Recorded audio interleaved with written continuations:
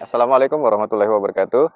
Selamat jumpa lagi di channel Pengadaan Samsul Ramli. Hari ini kebetulan saya sedang berada di Kopi Klotok. Tadinya saya pikir Kopi Klotok ini sajiannya cuma kopi gitu ya. Kopi khas, kopi tubruk. Nah, ternyata di Kopi Klotok ini yang disajikan justru makanan-makanan berat gitu ya. Ada yang paling khas menurut saya adalah telur dadarnya. Dan yang paling unik juga, istri saya boleh bikin sambal sendiri. Jadi seleranya sesuai. Nah, hari ini sambil menurunkan makanan, saya mencoba mengisi satu konten lagi. Ini di-trigger oleh diskusi tentang P3DN kemarinnya. Seperti yang saya tulis di dalam buku saya, ada perbedaan antara PDN, KDN, dan TKDN. Nah, ternyata di peristiwa ini PDN dan TKDN itu dijadikan satu konklusi yang sama, yaitu bahwa kalau PDN itu pasti harus dihitung TKDN-nya. Sementara di dalam PP 29 tahun 2018 itu disebutkan dengan tegas bahwa P3DN itu dipertimbangkan atau diwajibkan untuk dipertimbangkan pada tahapan perencanaan dan pelaksanaan. Jadi ada dua sisi. Di perencanaan yang dipertimbangkan adalah tentang komitmen pencatatan PDN atau komitmen pencatatan produk dalam negeri.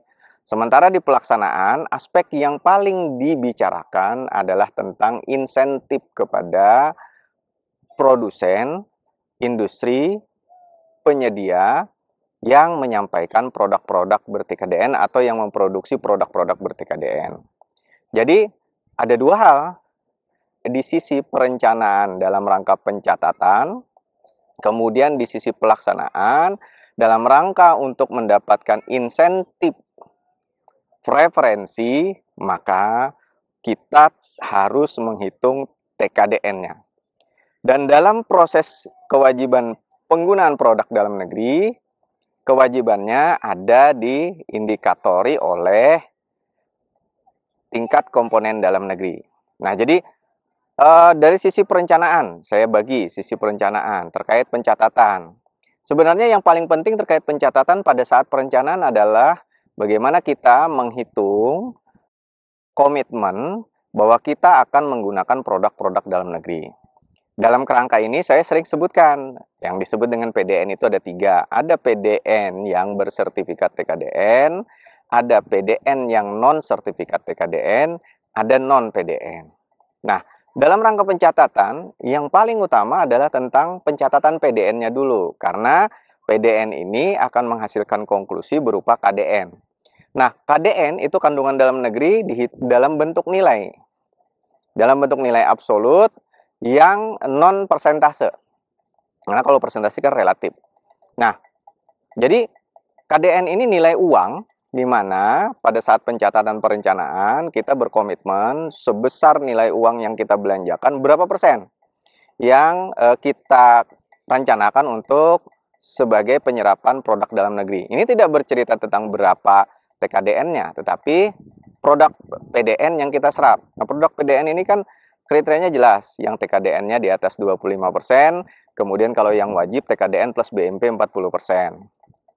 Nah, selama kita menggunakan produk-produk seperti ini tidak bercerita tentang berapa TKDN-nya dan segala macam. Yang penting kita menggunakan produk-produk yang memiliki TKDN 25%, tetapi ada produk-produk yang kemudian kita tidak bisa justifikasi TKDN-nya karena memang tidak ada sertifikat TKDN-nya.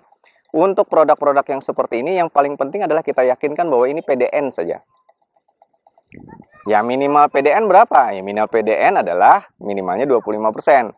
Dan kewajibannya 40%. Maka kita yakini bahwa produk-produk ini 40%. Seperti misalkan snack box gitu ya. Kemudian produk-produk kue yang memang kita yakini pasti bahwa ini adalah produk usaha mikro usaha kecil lokal.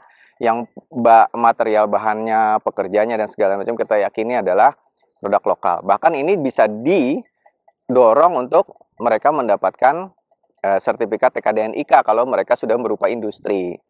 Nah, yang seperti ini paling minimal ya kita declare saja 40%.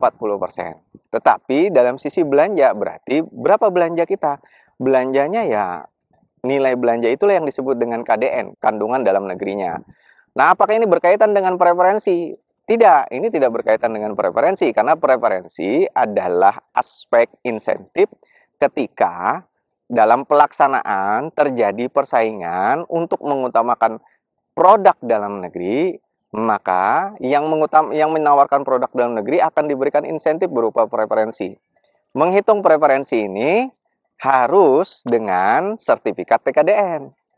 Di sinilah kemudian kebutuhannya untuk produk-produk yang kita nyatakan PDN untuk mendapatkan preferensi, kita harus pastikan mereka memiliki sertifikat TKDN. Nah, kayak snackbox tadi, apakah nanti mereka dapat preferensi? Ya tentu nggak bisa, meskipun kita yakin bahwa itu PDN, tetapi TKDN-nya tidak bisa kita pastikan. Tapi kita yakin saja itu PDN. Berapa TKDN-nya? Nggak perlu dihitung. Karena ini tidak dapat kita preferensi, gitu. Karena preferensi hanya bisa dilakukan kepada produk-produk PDN yang memiliki sertifikat TKDN, sehingga nilai TKDN-nya dapat kita yakin dengan pasti dan kemudian mendapatkan insentif. Jadi ada dua hal yang harus kita perhatikan. Di sisi perencanaan, yang paling penting adalah pencatatan komitmen kandungan dalam negerinya.